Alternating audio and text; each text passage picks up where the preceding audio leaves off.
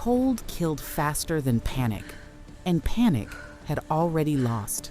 I had 4 minutes before cold did what the storm hadn't, which was how I found myself shoving through the swinging door of Intake Bay 3, while the pager still rattled against my hip. Wind came in with the stretcher, hard and salty, the kind that reached under cuffs and collar and worked straight at the joints. 2 rescue hands rolled a woman under the lights, and everything about her said shipwreck before it said person. She wore wet gear and had sanded skin, with blood diluted pink by seawater. A rescue blanket sat half tucked and half falling off. Then the detail that mattered stepped out of line and stood there waiting for me. Brig came in low beside my knee, the leash sliding once through my glove, and he never even looked at the injury.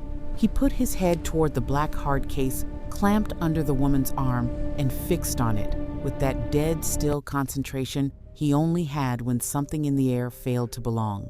He didn't bark, because Brig never barked when he was working. His shoulders dropped, and the line of his spine went taut. His breathing changed first, turning short and rough with a wet interruption in the back of his throat, then stopped changing at all. He locked onto it. One of the rescue men started to say something about the dog, probably to get him back, but I was already at the gurney with my shears in my hand. The woman's lips had gone the wrong color, and her lashes were clumped with salt. Water ran off the edge of the stretcher in a steady rhythm and tapped the concrete like a clock I didn't need. I cut the outer layer from collar to hip, finding that the fabric peeled badly. It had frozen into itself in places, remaining stiff with salt and body heat long gone. My glove slipped on the first pull. Metal from the shears bit cold into my fingers through the wet nitrile. The room smelled like diesel dragged through antiseptic. She had taken a hit somewhere above the ribs, not clean and not deep enough to explain the way she was guarding that case. I checked her hands first. It gripped the handle mechanically. The knuckles had gone white under a gray skin tone that should have worried everybody else more than it did me. Civilians in pain grabbed whatever was closest and lost it the moment the body made a better offer. This was different. Her thumb was anchored, and her first 2 fingers were loaded.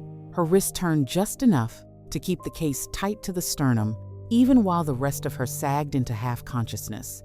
I pried at the index finger and felt resistance all the way up the forearm. There it was. It was not panic, but retention. Trained people did that with mission gear, holding on whether they were unconscious, hurt, or dying. I heard one of the rescue hands say she had been found snagged against broken pilings just outside the inner channel, representing one survivor from no vessel worth naming, with the weather still bad enough to make everyone stupid. Fine, maybe, but the case was wrong for a casual rescue. It had a matte black shell with no reflective tabs and no cheap civilian latch. The lock plate was black, aluminum, and dull, in a way that meant it had been chosen, not bought. Brig edged 1 step closer and put his nose toward the latch, not touching, just working the air over it. He wasn't interested in fear. He was interested in residue. I got heat packs, blankets, and dry layers moving and placed a second set of hands on her airway. The monitor came alive behind me with a lazy blink I didn't trust yet. Wet cold lied to machines all the time, and wet cold lied to people faster. I slid 2 fingers to the side of her neck, counted what I had, then shifted her just enough to keep her breathing from getting any worse. Her eyelids fluttered once, offering nothing useful. The case moved half an inch with her, and that was when the hand clamped down harder. It was small, ugly, and almost nothing, but I felt the flex, saw the tendons rise under salt-paled skin, and the room change shape around it. She wasn't clinging to comfort, and she wasn't hanging onto some random object she had grabbed in terror. This was the last controlled point in her body, and she was spinning it on the box. Behind me, Brig made that rough little sound again, his breath catching on scent, and angled his head toward the lock, as if the wound were a distraction someone had laid over the real problem. I didn't argue with him. I never argued with evidence just because it came with 4 legs. I braced the case with one hand, tested the grip with the other, and felt her fingers fight me even through the cold. I saw white knuckles and steel cable tension, indicating a reflex built to survive losing consciousness. She was hiding something, carrying something, or delivering it. The difference could wait, but the fact could not. I looked at the black shell under her arm, then at Brig, then back at the hand, crushing the handle hard enough to blanch dead-looking skin, and understood, all at once, that I had stopped working a rescue somewhere between the first cut and the second breath. Whatever had come in off the storm had arrived lying. By the time Vince Decker finished shouting about chain of custody, the woman would have been dead. That thought arrived before he did. I was still trying to peel her hand off the case without tearing whatever stupid, disciplined reflex had locked it there when his clipboard hit the metal counter beside me with a wet slap. Paperwork always had its own sound. It was not loud, just smug. I looked up long enough to catch the shine of rain on his jacket, the Harbor logo on the chest, and the VHF clipped high and crackling against container steel somewhere outside. Vince didn't waste time asking what I needed. He looked at the black case, looked at the woman, then looked back at the case like it had spoken first. Form 40A, he said. Recovered property gets logged before it walks.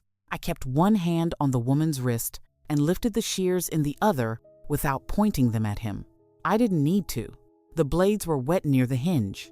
No, he blinked once, offended less by the refusal than by how little room I had used to give it.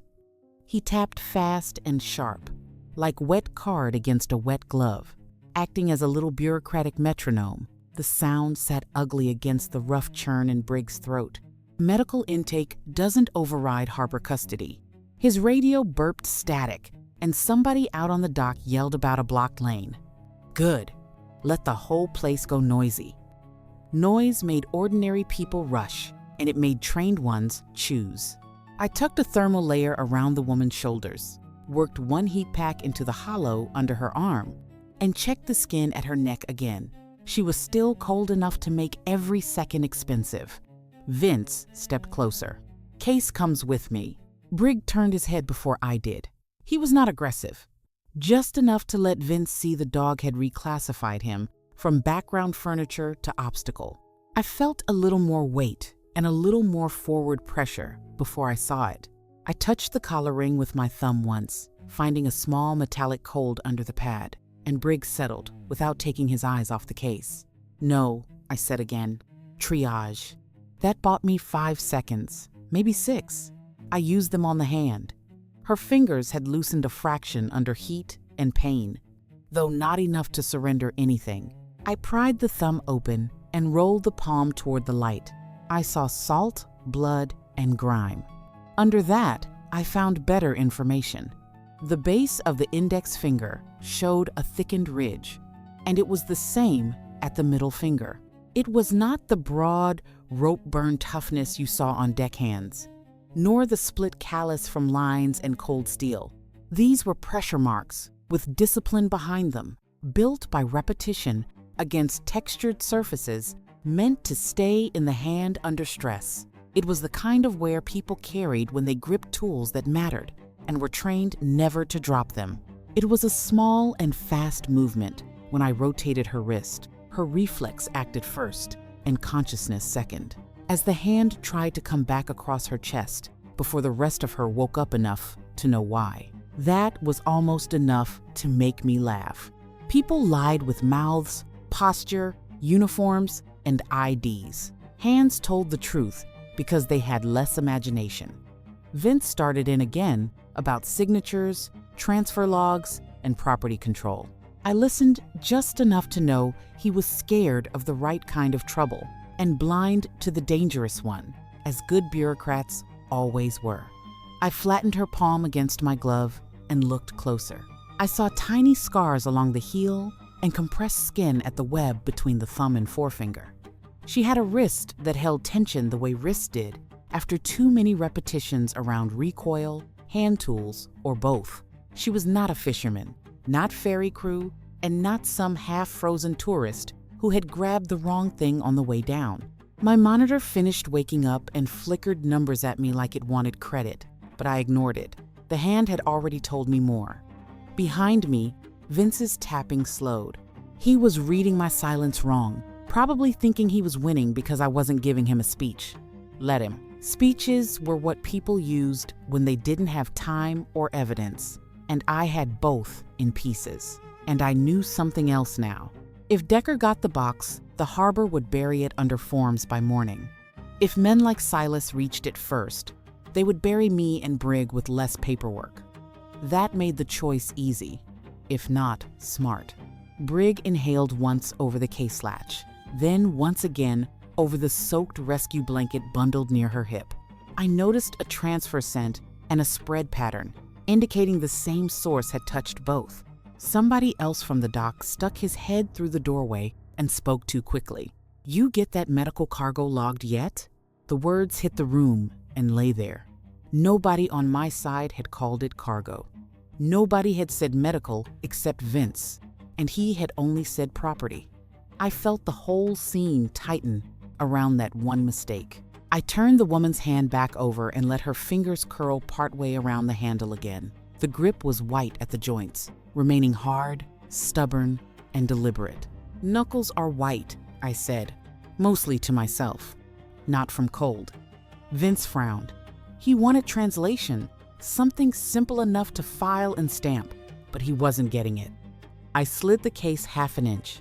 Her forearm snapped alive, and she tried to pull it back in against her body with the kind of economy you only got from training. Even half gone, she protected the object before she protected the wound. That settled the last part for me. She could be an operator, a contractor, a mercenary, or a courier. The label could wait because the shape of the truth was already there. I reset the case exactly where it had been and looked toward the rescue tech nearest the gurney. "Secondary outpost," I said. Now, he moved because my tone gave him fewer options than Decker's paperwork did. Then, I looked back at Vince. "Legal hold," I said, because if a system needed a magic phrase to stop chewing on itself, I could use one when it bought me time. His jaw worked, and the radio spat again. Brig's breathing roughened at the latch. The woman's hand cinched shut around the handle, like a trap resetting underwater, while the gurney wheels began to roll.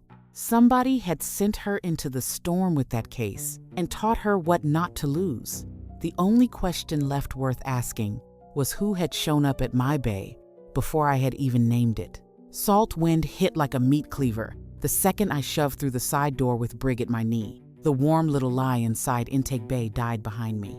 Out here, the harbor told the truth again. It smelled of steel, brine, diesel, old fish, wet rope, and the faint chemical sting that clung to the black case banging softly against my thigh. I had hooked 2 fingers through its handle and brought it with me, because leaving it behind would have been the same as handing it to Decker, or to whoever had reached through his system before I knew the shape of them. Either way, it would be gone.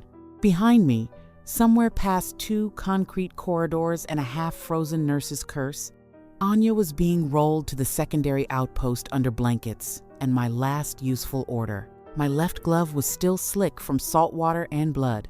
The nylon leash had gone hard with cold and kept trying to saw across my palm. Brig dropped lower as soon as his paws hit the grated walkway outside the bay. He was never pulling.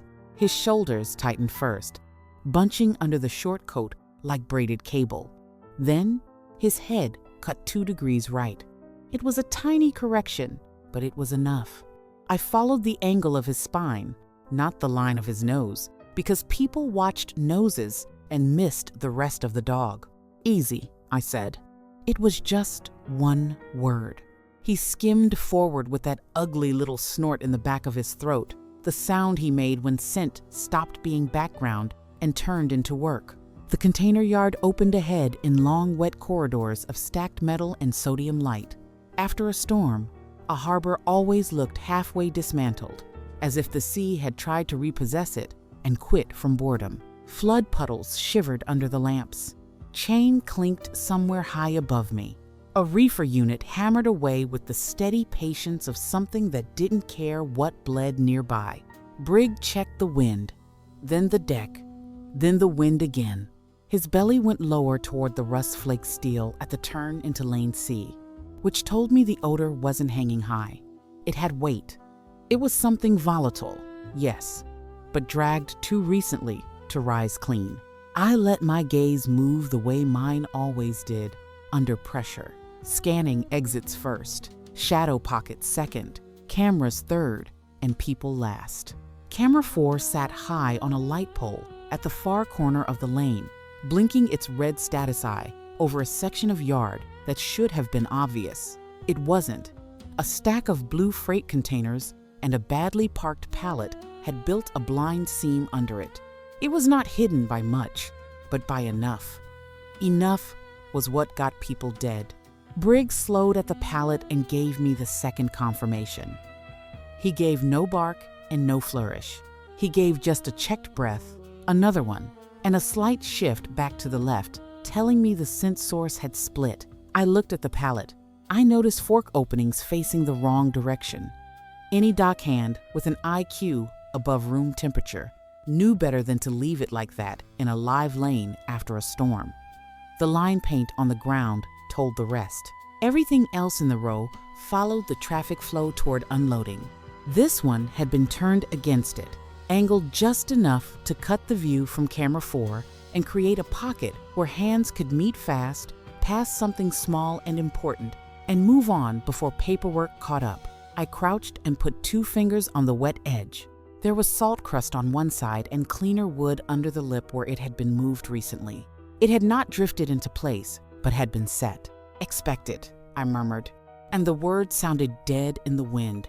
Brig had already moved on 3 careful steps, his leash pressure going from steady to light, meaning the source line continued. The cart sat 30 feet farther down the lane beneath a hanging sign that read FOD in flaking orange stencil. It meant foreign object debris, consisting of junk collection and cleanup trash. It was the kind of thing nobody looked at twice in a yard, trying to stitch itself back together after bad weather. That was what made it useful. One rear wheel rested in an oily crescent that caught the sodium light and sent back a weak rainbow sheen. I smelled it before I got there. The antiseptic trace from intake was still there, thin now, almost embarrassed, and under it came the sharper bite of diesel. It was the wrong order and the wrong pairing. Medical supply traffic left bleach, plastic, wet cardboard, maybe oxygen, and maybe old coffee from whoever signed the manifest. It did not leave diesel bleeding fresh from a maintenance cart that supposedly hauled scrap bolts and busted tie-downs. I touched the axle housing with the back of my hand. It felt wet and thin, proving it was not old sludge but a recent leak. Brig put his nose near the cart's lower frame, then cut away and reapproached the left wheel, telling me the trail had ridden the cart and not been born there. It was a transfer point and mobile cover. Somebody had used yard clutter the way better people use uniforms. I glanced at the laminated manifest clipped to the side bracket. The log indicated an emergency cleanup sweep with 2 signatures. Both were too neat for the hour, the weather, and the amount of nonsense required to make this look normal. I stood there with the wind, trying to fillet the heat out of my sleeves and let the pattern settle into shape. I saw a rescue at sea, a survivor with a trained grip, and a black case that drew a canine before it drew a nurse.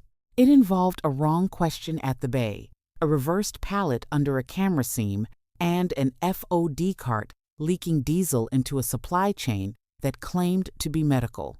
That wasn't accident stacked on accident. It was choreography, and sloppy, only because the storm had compressed the timing. Brig turned his head toward the blind pocket behind the pallet stack and froze again, his breath rough and quiet. He wasn't asking to charge it. He was telling me where the lie had stood. I looked at the wet concrete, the wheel marks, and the hard angle the pallet made against camera 4's dead zone, and felt the harbor shrink from a place into a route. Somebody had planned a handoff here before Anya ever hit my gurney. The sea rescue wasn't the beginning of this thing. It was the part that had gone wrong. I heard metal on metal, seals tearing free. then biting shut again when I dragged the cold storage door open and let it slam behind us. The harbor wind cut deeply. This cold climbed under the skin and stayed. My soaked outer layer tightened at once, feeling heavy and mean, a dead second hide pulling warmth out through the backs of my wrists. The hard case knocked once against my thigh.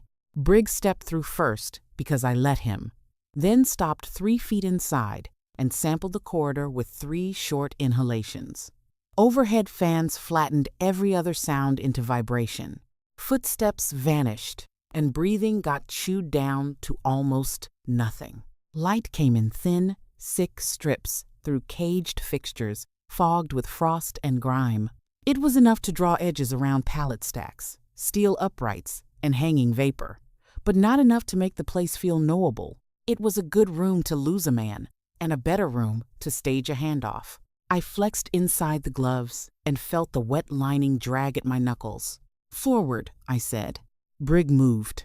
He didn't track like a bloodhound, and he didn't act cute for anyone's benefit. He worked the corridor in narrowing slices. He would drift right, pause, and correct left. His shoulders bunched, each time the scent field tightened and thinned. I followed the dog's changes, not his speed. The steel grate under my boots had a frosting of wet traffic ground into it, slick enough that every step became a vote. I kept the case high in my left hand and the leash clear with my right, careful not to let either snag on a rack corner I couldn't quite see. Condensation had frozen gray along the reefer seams. My gloves were losing the fight. Cold got into them for real now, turning the fingers into separate moving parts. When I curled them, the inner lining tugged at the skin. It was a bad sign. The skin at the base of both thumbs had gone numb. Briggs' ears kept toggling between forward focus and little side checks, telling me he wasn't just sourcing. He was tracking voids, airflow, and the places a body could leave or wait. Left. He cut left around stacked produce crates and slowed immediately, his nose lifting once before it dropped hard again. The source had sat here long enough to settle, but not long enough to own the room. The corridor narrowed into a service cut where 2 pallet rows should have met clean. They didn't. Somebody had left a square open, maybe 6 feet by 4, making a neat absence in a room built to hate wasted space. I found no cargo, no torn wrap, and no dropped bands. I saw just floor scraped bright, where something had sat and then been moved fast. Briggs stopped at the edge of it and went still enough to make the rest of the room look cheap. His tail remained level, and his neck pulled tight. His nose angled not to the floor now, but higher, around waist height. Scent had lived on an object, not in a spill. I crouched and immediately regretted it. The cold took the hinges of my knees like a private insult. Frost feathered the lower rails. A strip of black rubber sat, pinched under one wheel mark, looking ordinary until I saw the cut edge. It was equipment padding, not produce packaging. On the far side of the empty square, a twist of plastic strap had frozen into the deck under a dusting of fine gray grit. It was harbor grit, not cold room dust, imported by boots or wheels. The fans kept roaring, huge and stupid and relentless. It provided good cover for any transaction nobody wanted overheard. I touched the rack upright and peeled my hand back a beat too late. The steel sucked heat like debt collection. My glove made a faint tack sound coming off it. Anger helped when it stayed small, so I kept it. The wheel marks told the rest. I saw narrow cart wheels going in and the same narrow wheels out, but the outbound tracks carried more weight on the left side. Whoever rolled from here had moved fast and off balance, compensating around a turn or a problem. A missed pickup, maybe. An interrupted handoff felt truer. Brig checked the empty square once, twice, then pivoted to the wall seam on the right, where a recessed maintenance door sat under a faded warning placard and a beard of frost. He looked back at me. He was not asking, but confirming the sequence. The scent had pooled here, concentrated here, then broken apart through that service route. I could see the shape of it, almost whole now. The case arrives under medical cover. A survivor comes in with the storm as camouflage or contingency. The yard handoff fails. The token gets pushed deeper into the infrastructure because systems only see what belongs on their forms. I leaned closer and took the stupid option. I smelled it for myself. I smelled cold metal, old cardboard, and compressor oil. And under that, the same industrial solvent Brig had picked up outside. Thinner here, but cleaner, as if the object had rested in this square long enough to stamp itself into the air. Cargo wasn't the right word anymore. Interface fit better. It was a waiting point, somewhere to marry one thing to another. My zipper rasped when I stood, the sound tiny under the fan, roar but sharp enough to travel into my teeth. Wet cuffs had frozen stiff. Every wrist movement felt sanded raw. This place wasn't just cold. It was selective. It stole speed, grip, and patience, in that order, which made it useful to people planning ahead, and fatal to anyone improvising late. Brig held at the edge of the square without crowding it, head low, telling me the source stopped here and wanted to continue but couldn't. It was a missed window and a missed transfer. I looked at the empty footprint, the service door, the frost-burned rails, and the precise absence where something should have been, and the harbor shrank again, from place to route, from route to system. This network hadn't brushed against the port. It had roots in it. The handoff point had been built, prepped, and waiting under everybody's noses. They were already inside. It was heavy and close. Something hard touched steel somewhere past the fan roar, enough to make Briggs' head snap left, and my spine tightened before my brain caught up. He went rigid at the empty pallet square, then shifted one paw back without breaking posture. It was not fear, but recalculation. I turned with him and saw a shape come loose from the dark where the service corridor kinked around a bank of freezer units. A man, tall enough to make the passage feel smaller, moved with the kind of economy that made noise optional. Another outline hung back in the frost haze behind him. They were a layered team, performing retrieval, not scouting. The lead kept coming. He offered no speech and no challenge. His boots should have clicked or scraped, but they didn't, because thin oil on steel killed the sound. A red warning light pulsed above his shoulder, from a placard bolted crooked to the wall that read, "Jet Blast." It was the wrong sign for the room. Somebody had torn it from another part of the port and planted it here, because warnings turned invisible when people saw them too often. He moved the same way. He felt familiar enough to be ignored until he was inside your reach. It was a bad arrangement, but better than setting either down. The lead man cut for the case, not for me. He aimed for retrieval, not revenge, staying professional enough to stay on task. I dropped the leash loop, opened my right hand, and gave Brig one hard backward pressure with my fingers before I let go. It was a space command. His claws skittered across frost-slick deck as he veered out of the center lane, exactly where I needed him. The man lunged at the same time. He aimed one hand for my wrist and one for the case, with no wasted motion. I pivoted half a step, felt my boot's sole lose traction on the oil film, and let the slip happen instead of fighting it. Fighting would have put me down, but using it bought angle. His shoulder hit mine with a heavy impact, landing hard enough to numb the right side of my neck. The case clipped freezer housing with a dead clang. My left wrist flashed pain from the jolt. The second man came in from the rear, fast, cutting off the wide end of the corridor. It was neat geometry, but expensive if I let it last. I gritted my teeth against the sudden flare of pain and forced my focus back to the men. There wasn't room for punches, and I wasn't fresh enough to pretend otherwise. I jammed the case into the narrow gap between compressor housing and my hip, turned under the lead man's reach, and drove both hands into him, where I could actually move him. His coat was cold and slick. My gloves slid once, then caught at the seam above his knee. He tried to replant, and his boot heel went out on the oil by just a fraction, but it was enough.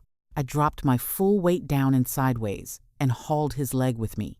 His knee struck the capped steel refrigerator base heavily. A harsh impact punched through the fan roar. He folded under the blow without making a sound I could use. I didn't wait to see if the joint had given way. The second man slammed into me from the blind side, and my left shoulder shifted painfully. Running hot, then cold, then white, a sharp shock traveled through the bone.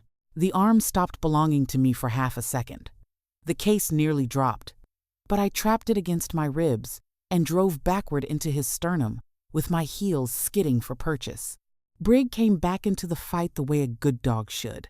He brought no leap and no circus. He hit low and lateral, body-checking the second man's calf and widening his stance by force. It was just enough disruption. His claws scratched bright, frantic lines into the steel, while the man kicked down and missed, his boot scraping so close to Brig's shoulder I felt the air move. I snatched the leash with my good hand, yanked Brig clear, and took the opening while it still existed. My left shoulder had shifted far enough to make every breath feel crooked. I could feel the arm hanging wrong in the sleeve, the socket empty in a way the body understood before language did. The lead man was already back on one knee, silent, one hand on freezer edge, trying to stand through structural damage instead of checking it. That was when Silas Thorne stopped being a name and became a fact.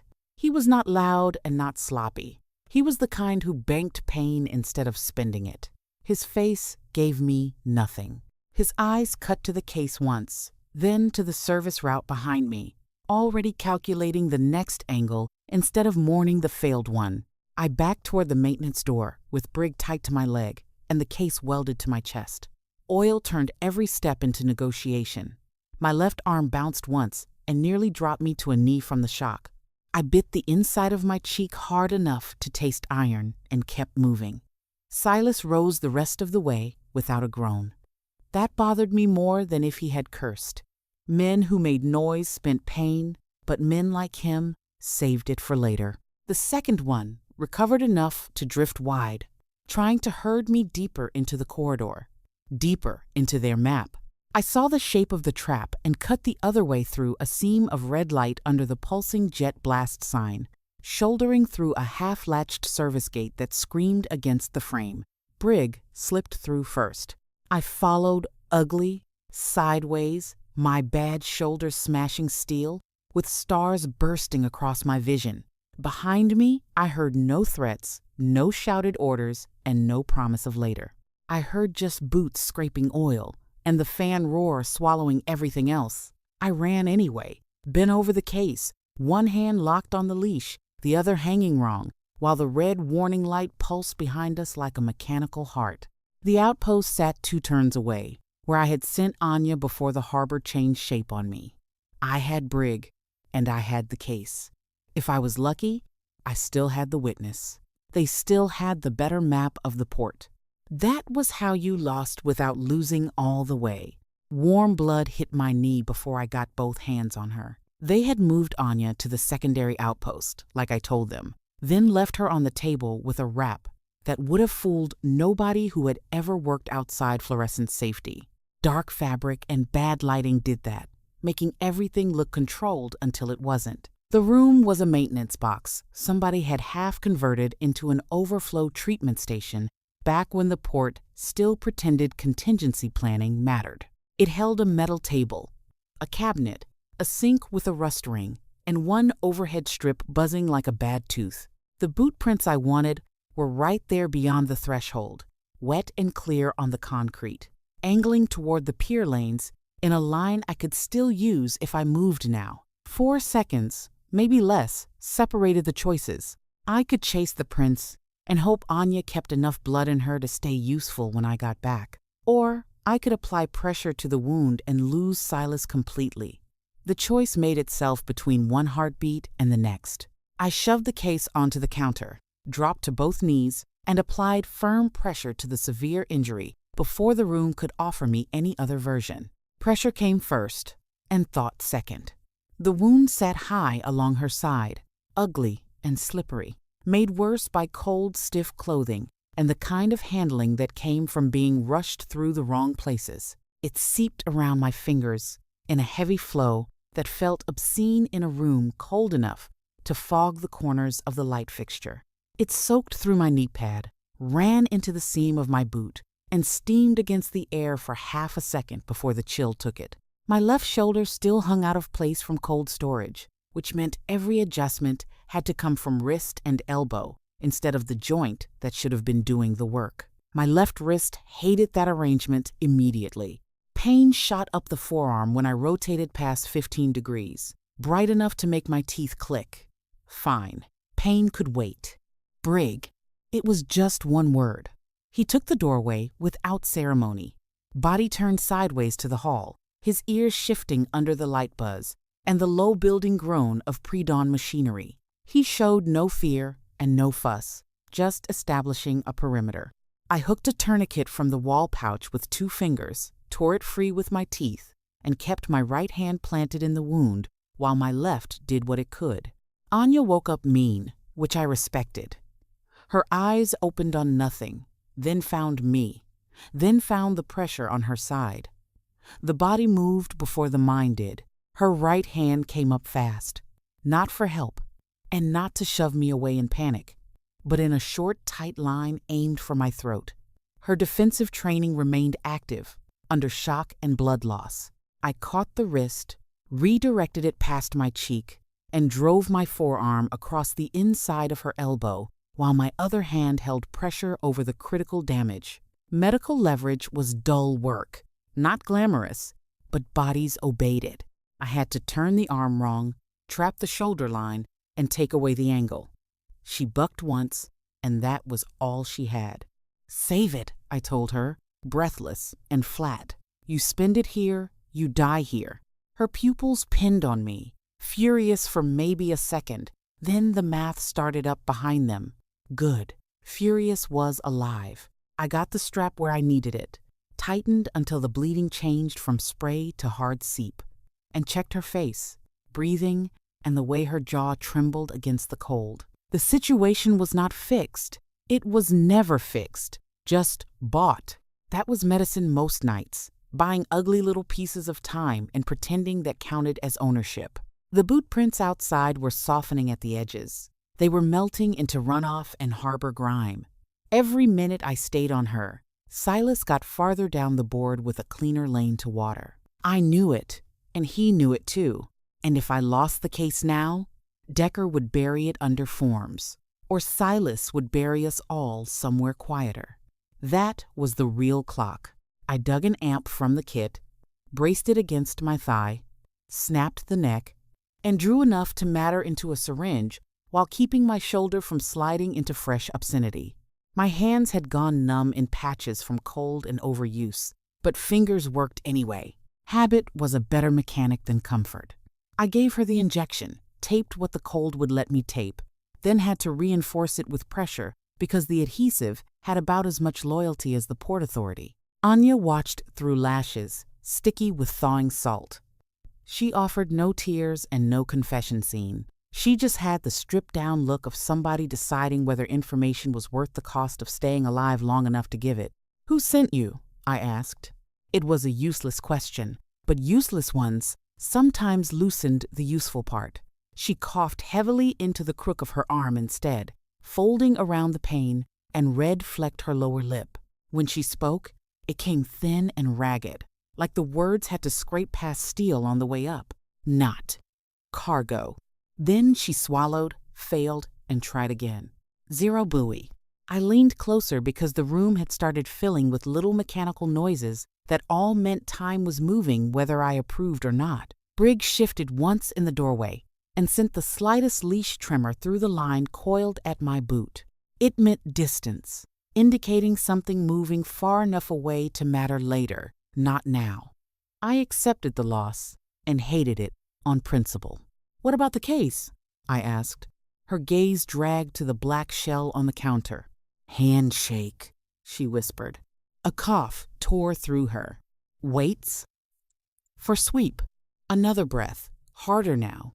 "Red means." Bait. That was all she had strength for, but it was enough to turn the room colder. Blood kept seeping beneath my glove in slow, stubborn pulses while she rasped one more number and let her head thump back against the table. The case wasn't cargo. It was only half the truth, and I had traded the trail for the half that could still talk. The numbers Anya had coughed up were not enough to build a map from, but they were enough to point me toward one. I left her on the table with Brig, watching the doorway, while I pulled the Outpost chart from under a cracked plexi cover and ran my finger over the service routes, feeding the lower dock. It indicated zero buoy, an offshore transfer, and the utility berth closest to a clean exit. That narrowed the harbor the way a knife narrowed thought. I put pressure back on the bandage, checked that Anya was still breathing, then took the case and moved. The sky outside had started turning the color of old steel. It was not dawn yet, just the harbor admitting night was losing ground. Wind came off the water raw enough to sting my teeth. My shoulder still hung wrong, and the pain had settled into a deep, grinding misery that got louder whenever I forgot it was there. Briggs slid out beside me without waiting for a speech. We cut through 2 service lanes, past a crane base striped with grease and salt, and reached the utility vessel dock under the sick yellow spill of pole lights.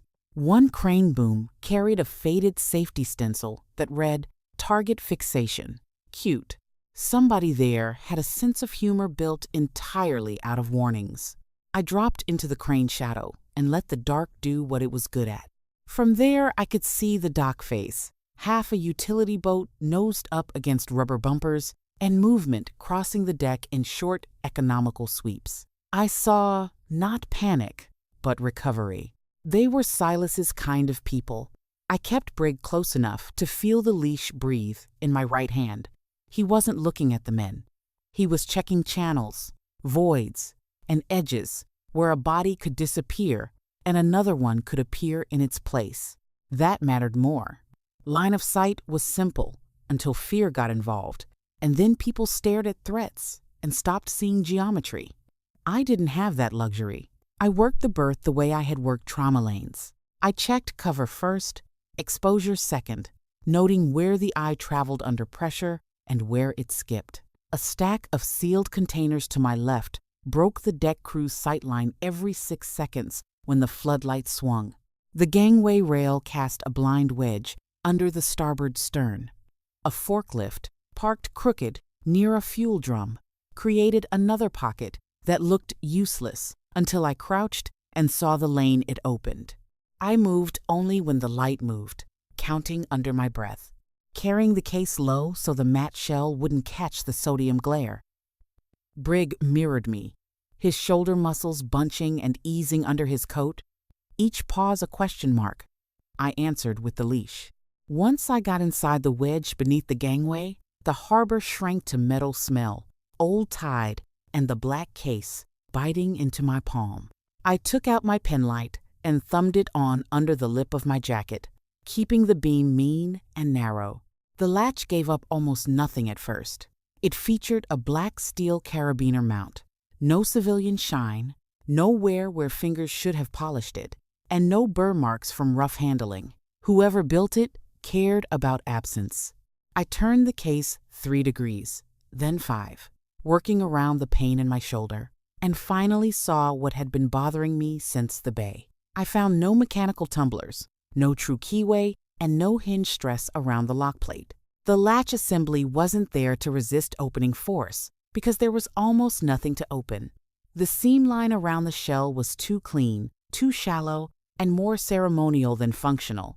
I ran the penlight across the black aluminum plate again, and the surface answered back with a flat dead return until one recessed point flashed, just once, from behind coated glass. It was not a lock, but a sensor, housing, and a waiting eye. It was a useful sign. "You smug little bastard," I murmured. The latch wasn't meant to keep anything inside. It was an optical waiting port. This case was only half a key. That changed the scale of everything. It involved rescue cover, a failed dock handoff, a retrieval team, and zero buoy. It was not a shipment moving through the harbor, but a handshake chain moving through it. Anya's broken phrases clicked into place in spite of themselves. Handshake waits for sweep. Red means bait. The case wasn't cargo. It was a physical token.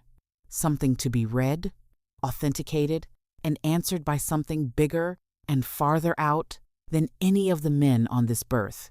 It belonged to a mothership, or close enough to count. Briggs' ears tipped forward and then right.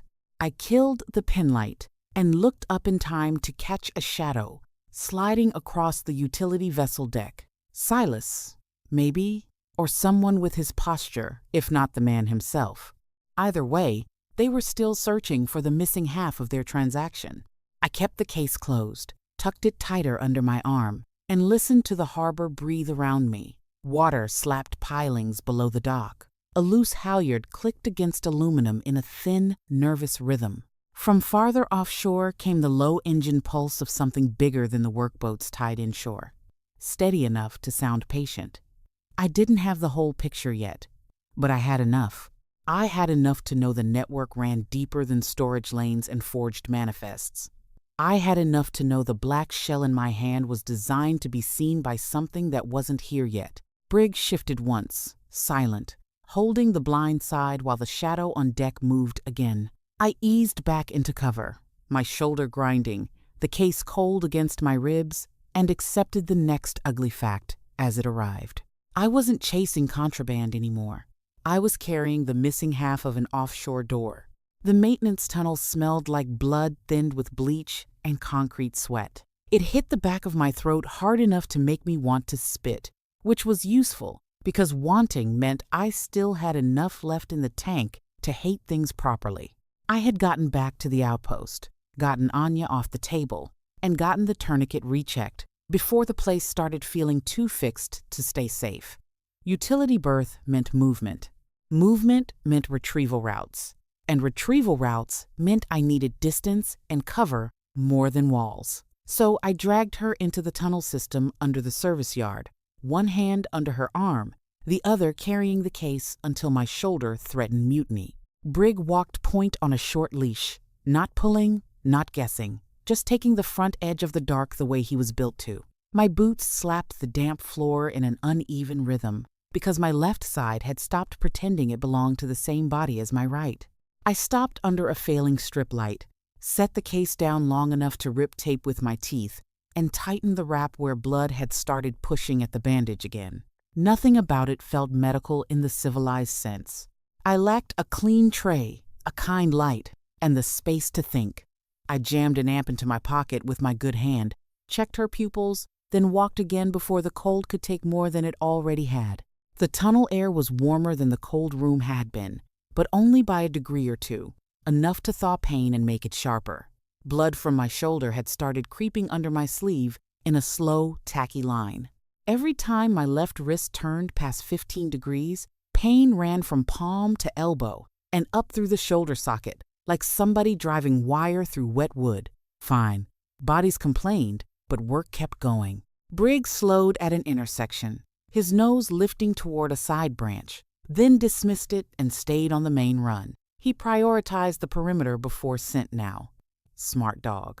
I hooked the case under my arm again and used the wall to pin Anya upright while I got the syringe out. Her head lolled once, then came back with that same mean little effort I had seen before. Good. Mean meant still home. Stay with me, I said. It was not comfort, but instruction. I slipped the needle in, thumbed the plunger, and watched the swallow travel down her throat a beat later. We kept moving. Tunnel ribs passed in repeating intervals, showing concrete, cable tray, rust stain, conduit box, then the same set again like the harbor had been built by a man who distrusted surprise. Brig gave me one backward flick of the ear when he heard something above us. It could be a vehicle, maybe, or footsteps, maybe not. It was hard to tell through concrete and water noise. I took the warning and shortened our profile, bringing Anya lower against me, while the case thumped once into my thigh. She noticed that, and her eyes tracked to it, then back to me. How? I asked. The light. How does it catch? She stared too long, weighing silence against survival. Then she coughed heavily into the crook of her arm, and the decision got made for her. Light, she whispered. Another breath. Weights. Then a shiver of effort. Red. Bait. That was all she could manage cleanly, and the rest I had to build myself. The latch had no tumblers, and the port in the plate had answered light, not force. The LED had shifted only after the offshore sweep, so that was the order. An optical handshake first and confirmation after. Some search sequence moving across the water until the case recognized it and answered back. There was no cargo inside because the case itself was the credential. Somewhere offshore, something big was searching the dark for the thing I had under my arm. By then, exhaustion had stopped being a future problem and turned into weather. My legs had gone wooden from carrying weight through cold, and the smell inside the tunnel had thickened into something intimate and ugly. I smelled blood, antiseptic, damp concrete, dog, and cold metal. Brig didn't falter. He stayed just ahead, checking each bend, holding the line, while I did work one-handed. That should have taken two. I cinched the tourniquet half a turn tighter where seepage threatened the wrap, then resecured the tail with tape. I had to tear with my teeth again because my left hand had become decorative. "Buoy 0, I said. "That where the ship waits?" Anya's mouth trembled once. It was effort, not fear. "Approach line," she whispered. "Not waiting. Closing." The word sat in the tunnel with us. Closing. I looked at the case. It featured a black shell, a dead latch, and no tumblers, effectively acting as half a key. Above our heads, the harbor kept moving fuel and lies, whatever the day required. And somewhere beyond the channel markers, something larger than a utility boat was adjusting course toward a handshake it expected to receive. Brig stopped at the next bend and held, ears high, body quiet, telling me there was space ahead, but not safety. Good enough. I got the case back under my arm, hauled Anya forward with my good side, and kept going through the stink and the ache. Ahead of us, the tunnel breathed colder air from the water side, and Anya coughed once more before she spoke, barely above a whisper. "When it goes red, you're carrying bait." That was the last useful thing she had before the strength ran back out of her, but it was enough. The mothership was closing on Buoy 0, and the harbor had just stopped being the biggest thing in the story. By the time I came up out of the service tunnel, dawn had thinned the sky to hard metallic gray and turned the harbor water blacker by contrast. Pier 4 ran out ahead of me in a narrow strip of wet concrete glazed with algae and salt, slick enough to make every step a negotiation. I had the case tucked under my good arm and Brig moving at my knee on the shortest length of leash I could manage without tangling us both. My shoulder ground every time I breathed too deeply. Fine. Bodies complained, but work kept going. Water hammered the pylons below in a slow, violent rhythm that came up through my boots. Somewhere off-channel, hidden in fog and distance, an engine note sat low in the air, like a threat too big to hurry. Brig stopped first. He didn't look at the open water, but turned his head toward the stacked pallets near the pier crane. Then slightly away again, telling me there was a man in the blind slice between the crane support and the fuel cabinet.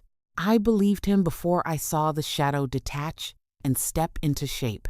Silas Thorne came out of the fog the way he had come out of the cold room. He brought no wasted motion and no noise worth keeping. The light off the pier fixtures never really landed on him.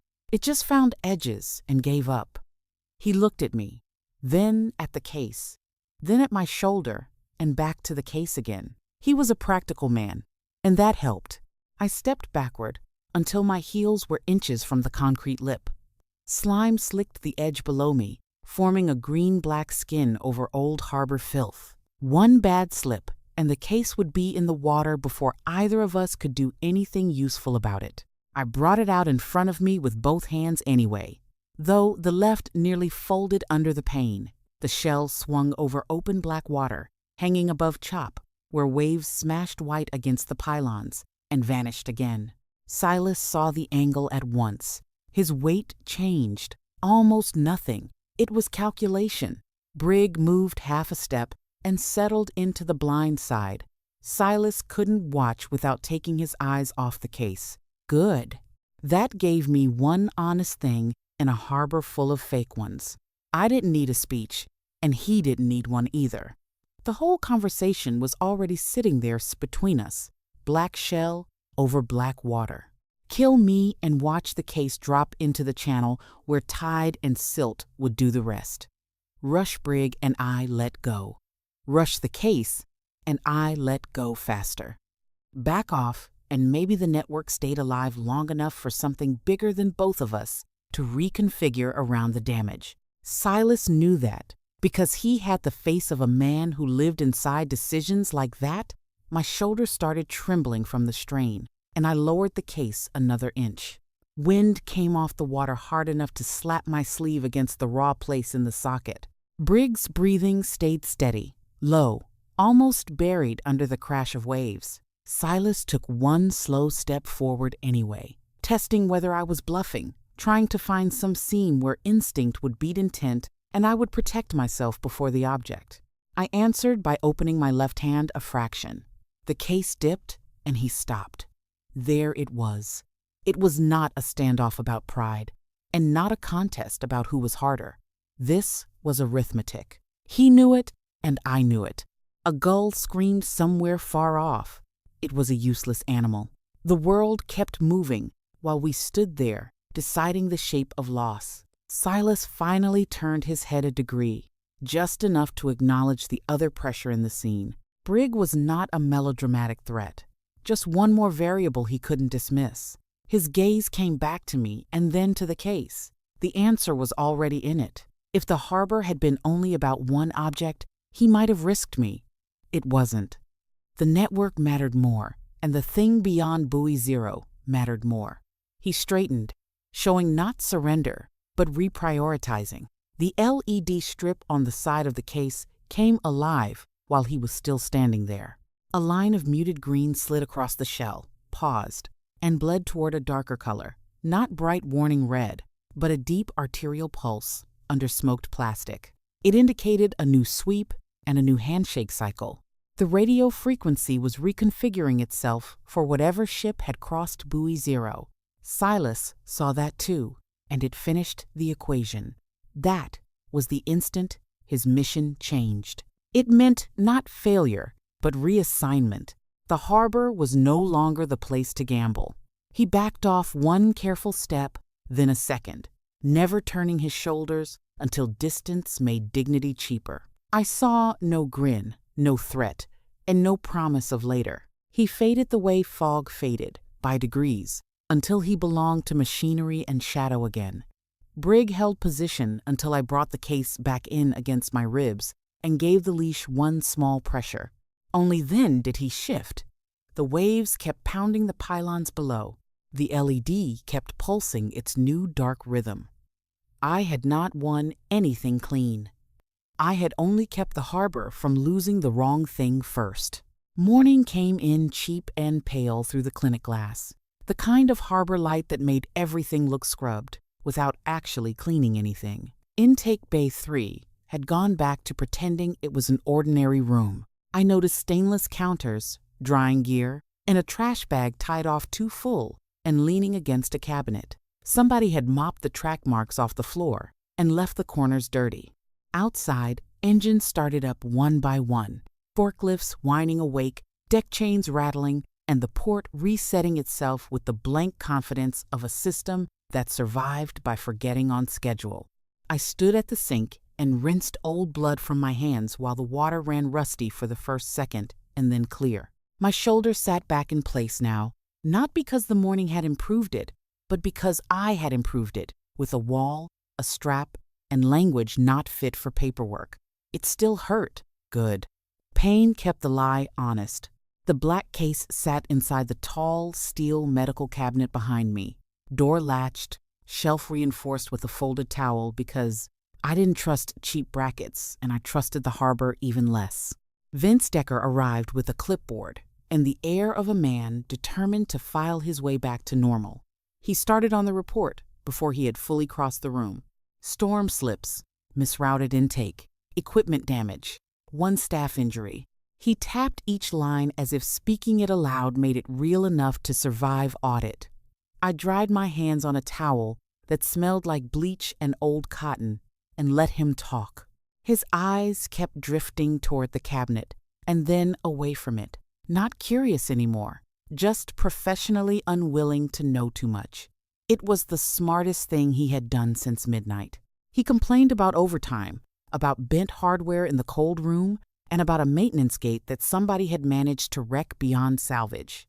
I gave him nothing he could pin a quote to. Silence annoyed him, but it also let him keep writing. That was the bargain. He built a version of the night soft enough to archive, while I kept the version that mattered, where his forms couldn't touch it. When he finally asked whether I had anything to add, I looked at the line where he had written weather-related incident and said, "It looked fine." Looks fine? It was almost funny how relieved he looked. After he left, the room got quieter in a way that let the smaller sounds come back. I heard a vent hum, a refrigeration click, and the thin metal tick from inside the cabinet when the case shifted against the shelf. Brig came over on his own and stood beside my knee, not asking for praise, not leaning into me, just offering the practical fact of himself. Bond was work, and work got checked. I knelt slowly, because my shoulder hated fast movements, and because kneeling made the world make sense again. First, I checked the front left pad, thumb pressing along the edge to feel for splits or embedded grit. I checked the right pad next, then the rear pads, one by one, checking for soft spots, cuts, and heat. Harbor surfaces tore dogs up in stupid little ways if you let them. He held steady through all of it, only shifting his weight once when I found a raw place between 2 toes and cleaned it with saline. "You're fine," I told him, which was not reassurance so much as inventory spoken out loud. His ears twitched. I ran my hand up the front of his chest, under the collar, then along the jawline where the muscle ran hard and warm under short fur. The metal ring on the collar was cold enough to bite the pad of my thumb. I slid my thumb along the freezing metal edge of his collar. Brig tilted his right ear, taking the pressure of my fingertips as a command to move forward, the same way he always did. Good. The response was clean, showing no hidden damage worth cursing over later. I stayed there longer than I needed to, one hand on the collar, the other braced on my knee, listening to the port carry on outside. There were no arrests, no men in jackets with badges and sudden purpose, and no dramatic understanding descending on the bay about who had been right all night. Better that way. Systems rarely learned lessons in daylight. They learned where to file the bruise and how to keep loading freight around it. I stood, crossed to the cabinet, and opened it just enough to confirm what I already knew. The case sat black and mute on the shelf until the gap widened. Then the LED strip came back to life, pulsing on its new dark red interval, as steady as a metronome with bad intentions. It was not random and not dying, but listening and seeking. Somewhere beyond the breakwater, out where the channel widened and the water lost, all pretense of belonging to the harbor, a ship's horn rolled in low and distant through the glass. It was a single long note, heavy enough to vibrate in my sternum. It was the kind of sound that didn't ask for attention because it knew it already had it. It meant new cargo, a new approach, and the same appetite. I shut the cabinet and let the latch click home. The immediate truth stayed here with me, in a clinic that smelled like bleach and wet rope and old steel. The larger truth stayed offshore, moving under fog and schedule and money. The port had reset, and Brig had passed his check. The case had not gone quiet, and the harbor was back to normal. The real trouble had only just cleared the horizon.